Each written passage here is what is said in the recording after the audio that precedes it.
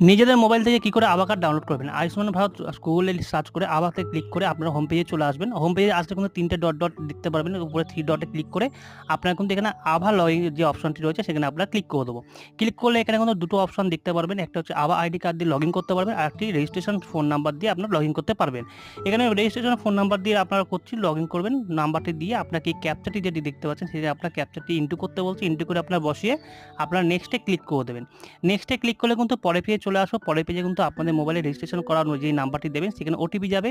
সেই ওটিপিটা কিন্তু আপনারা এখানে বসিয়ে দেবেন। বসিয়ে দিয়ে আমরা নেক্সট করলে কিন্তু আমাদের কিন্তু কিছুক্ষণ ওয়েট করলে আমাদের কিন্তু আভা কার্ডটি ডাউনলোড হয়ে যাবে। খুলে গেলে আমরা ডান দিকের উপরে দেখতে পাচ্ছেন ডাউনলোড অপশন, সেই ডাউনলোডের অপশনে ডাউনলোড ক্লিক করে আমরা ডাউনলোড করে আমাদের ডিভাইসে কিন্তু ডাউনলোডটি হয়ে গেল। এই আভা কার্ডটি আপনারা প্রিন্ট আউট করে আপনাদের কাছে রাখতে পারেন এবং আভা কার্ড কী করে তৈরি করতে হয় সেই ভিডিও কিন্তু আমি অলরেডি বানিয়ে রেখেছি। ডেসক্রিপশনে লিঙ্ক দিয়ে দেবো, আপনারা গিয়ে দেখে আসতে পারেন। ভিডিওটি ভালো লাগলে লাইক ও সাবস্ক্রাইব করবেন। কিছু জানাবার থাকলে আপনারা কমেন্ট বক্সে আমাকে জানাতে পারেন।